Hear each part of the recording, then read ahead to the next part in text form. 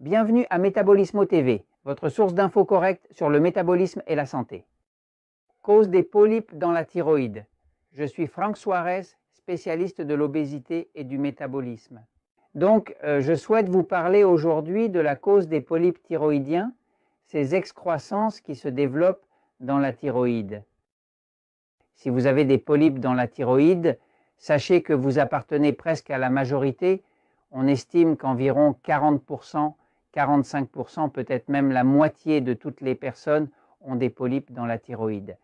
Les polypes thyroïdiens sont courants, mais ils peuvent devenir cancéreux, nécessitant une ablation de la thyroïde. Cela peut entraîner des complications telles que l'obésité et l'hypothyroïdie. Ne vous inquiétez pas trop, c'est une situation fréquente. Je vais un moment à la planche pour expliquer cela et le métabolisme. Quelque chose qui a été découvert et que j'ai vu sur la pratique, n'est-ce pas? Il y a ce que dit la science et ce que l'on peut observer. J'ai une pratique depuis presque 18 ans où nous recevons environ 2000 personnes par semaine chez Natural Slim à Porto Rico, mais nous avons également Natural Slim au Mexique, au Costa Rica, au Panama, nous avons un bureau en Colombie, nous avons aux États-Unis et à travers tout le système Natural Slim qui opère dans différents pays, nous aidons des milliers de personnes chaque semaine. Quand vous observez quelque chose toutes les semaines, vous travaillez avec des milliers de personnes, vous remarquez des répétitions, n'est-ce pas? Alors il y a la valeur de l'observation de cela, n'est-ce pas? Par exemple, nous recevons beaucoup de personnes qui ont des polypes, notamment des polypes dans la thyroïde. Donc le corps est ainsi. La glande thyroïde se trouve ici. Elle est située ici. Et c'est une glande qui a une forme ressemblant à celle d'un papillon avec les ailes déployées si on l'observait en taille réelle, n'est-ce pas vrai? Maintenant, lorsque cette glande commence à se développer comme des excroissances, comme des tissus qui sortent, n'est-ce pas? Ceux-ci sont appelés des polypes, n'est-ce pas? Ces polypes sont parfois examinés par un médecin qui souhaite les étudier et utilise une aiguille pour prélever un liquide à l'intérieur afin de l'analyser et de déterminer s'il est cancéreux ou non. Parfois, une biopsie est nécessaire.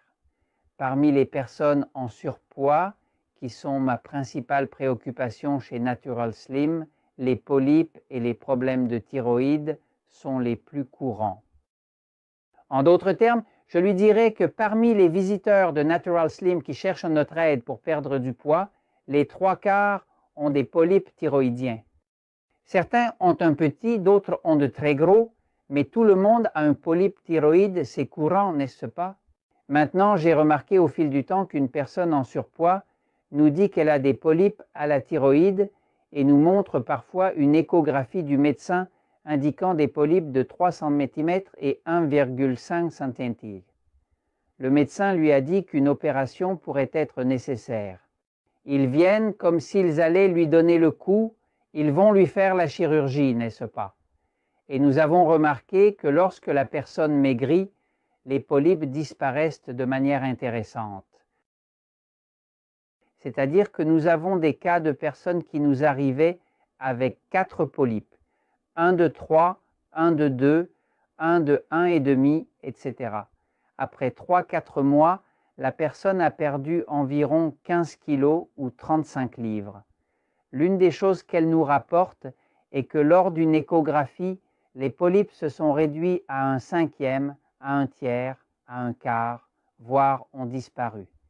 J'ai observé ce phénomène pendant des années. La personne perd du poids, les polypes disparaissent. J'ai enquêté sur la cause des polypes qui provoquent cette perte de poids. Je pensais que cela devait être lié au système hormonal, au métabolisme et à ce qui fait que la personne a un corps obèse, non? Toutes ces personnes en surpoids partagent une même condition. Elles consomment un excès de glucides raffinés dans leur alimentation. Donc il y a un type d'aliment, n'est-ce pas?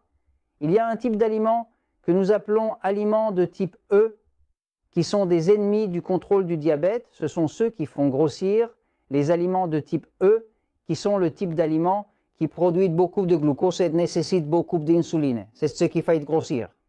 Nous parlons de pain, pâtes, farine, riz, bananes, pommes de terre, tubercules, céréales, sucre doux, chocolat, lait, jus de fruits et boissons sucrées.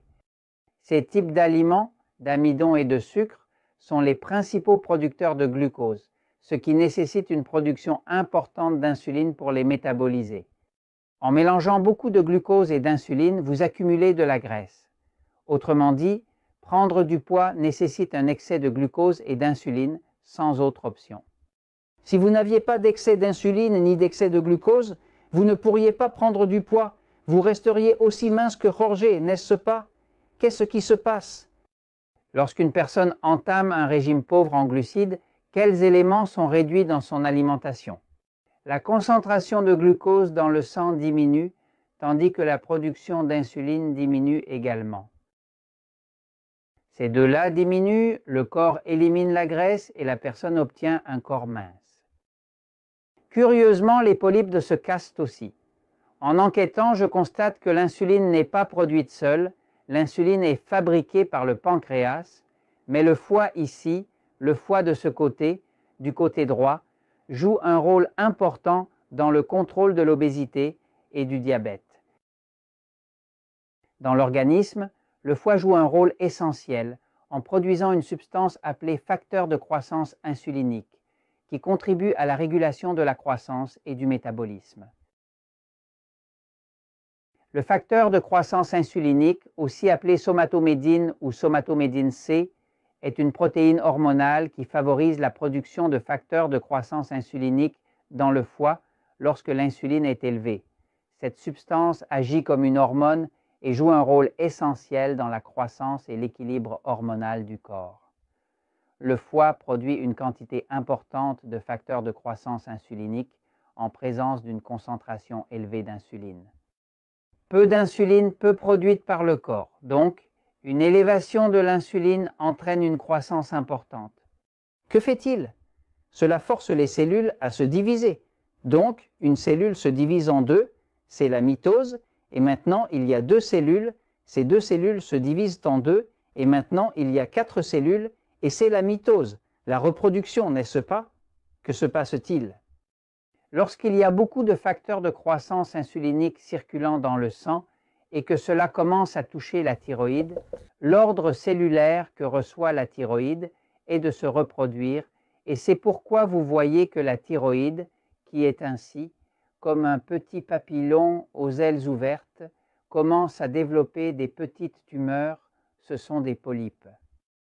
Dès que la personne répare cela, elle perd du poids car les polypes se rompent sans le facteur de croissance insulinoïde appelé IGF, qui est insulin growth factor, c'est la même chose, mais c'est la cause des polypes.